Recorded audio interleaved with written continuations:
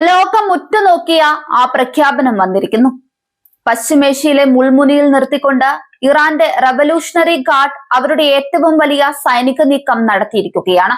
Operation true promise 4 കേവലം ഒരു ആക്രമണമല്ല ഇത്, മറിച്ച് 83ാം തരംഗം എന്ന് വിശേഷിപ്പിക്കപ്പെടുന്ന ഈ നീക്കം മേഖലയുടെ ഭൂപടം മാറ്റിവരയ്ക്കാൻ പോകുന്നതാണ്. ഇത്തവണ ഇറാൻ തെരഞ്ഞെടുത്ത ലക്ഷ്യങ്ങൾ വളരെ കൃത്യമാണ്. അവ കേവലം സൈനിക പോസ്റ്റുകളല്ല, മറിച്ച് സാമ്പത്തിക തന്ത്രപ്രധാന കേന്ദ്രങ്ങളാണ്. പുതിയ നീക്കത്തിലൂടെ ഇസ്രയേലിന്റെ പ്രധാന ഓയിൽ ഡിപ്പോകൾ തകരുന്നതോടെ ഇന്ധന വിതരണത്തിൽ ഉണ്ടാക്കുന്ന പ്രത്യാഘാതം സൃഷ്ടിച്ചെടുക്കാൻ ഇറാന് സാധിക്കുന്നുവെന്നാണ് എടുത്തു പറയേണ്ടത്. പശ്ചിമേഷ്യൻ രാഷ്ട്രീയ ഭൂപടത്തെയും ആഗോള സൈനിക സമവാക്യങ്ങളെയും പാടെ മാറ്റിമറിച്ചുകൊണ്ട് ഇറാന്റെ ഇസ്ലാമിക് റവല്യൂഷണറി ഗാർഡ് കോർപ്സ് വമ്പിച്ച സൈനിക നീക്കം നടത്തിയിരിക്കുകയാണ്. മാസങ്ങളായി തുടരുന്ന സംഘർഷാവസ്ഥയെ പൂർണ്ണമായ യുദ്ധസമാനമായ സാഹചര്യത്തിലേക്ക് തള്ളിവിടുന്ന തരത്തിലായിരുന്നു ഇറാന്റെ നീക്കങ്ങൾ. കേവലം സൈനിക താവളങ്ങളെ മാത്രമല്ല, മേഖലയിലെ ഏറ്റവും തന്ത്രപ്രധാനമായ എണ്ണ സംഭരണ കേന്ദ്രങ്ങളെയും അമേരിക്കൻ ബന്ധമുള്ള സൈനിക ആസ്ഥാനങ്ങളെയും ലക്ഷ്യം വെച്ചാണ് ഇറാൻ ഇത്തവണ മിസൈലുകൾ തൊടുത്തുവിട്ടത്. ആക്രമണത്തിന്റെ ആദ്യ ഇരകളിലൊന്ന് ഇസ്രയേലിലെ അഷ്തോദ് തുറമുഖ നഗരത്തിലെ വിശാലമായ എണ്ണ സംഭരണശാലകളായിരുന്നു. മിസൈലുകൾ പതിച്ചതിനെ തുടർന്നുണ്ടായ വമ്പിച്ച സ്ഫോടനങ്ങൾ മേഖലയിലെ ഊർജ വിതരണ ശൃംഖലയെ തന്നെ ബാധിച്ചിട്ടുണ്ട്.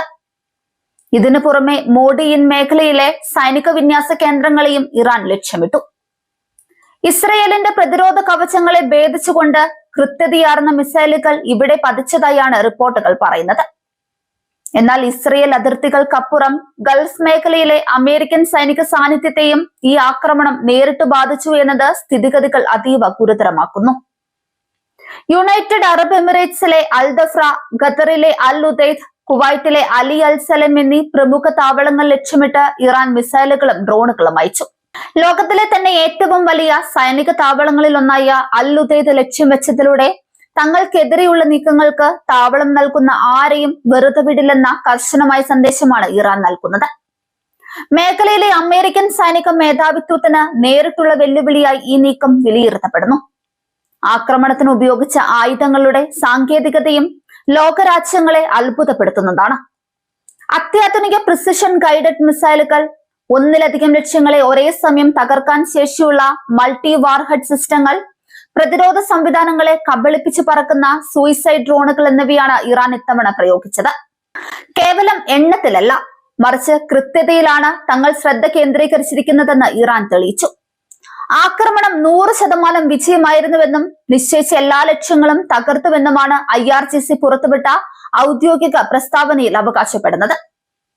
ഇതൊരു അവസാനമല്ല, മറിച്ചൊരു തുടക്കം മാത്രമാണെന്ന ഇറാന്റെ മുന്നറിയിപ്പ് വരും ദിവസങ്ങളിൽ കൂടുതൽ സംഘർഷഭരിതമാകുമെന്ന സൂചന നൽകുന്നു. ഇസ്രയേലോ അമേരിക്കയോ പ്രത്യാക്രമണത്തിന് മുതിർന്നാൽ ഇതിലും മാരകമായ അടുത്ത തരംഗങ്ങൾ ഉണ്ടാകുമെന്ന് ഇറാൻ അധികൃതർ വ്യക്തമാക്കിയിട്ടുണ്ട്. ലോകവിപണിയിൽ എണ്ണവില ഉയരാനും നയതന്ത്ര ബന്ധങ്ങൾ കൂടുതൽ വഷളാകാനും ഈ സംഭവം കാരണമാകും. ലോക സമാധാനത്തിന് ഭീഷണി ഉയർത്തുന്ന ഈ നീക്കത്തിൽ അന്താരാഷ്ട്ര സമൂഹം എന്ത് നിലപാട് സ്വീകരിക്കുമെന്നതാണ് ഇനി കണ്ടറിയേണ്ടത്.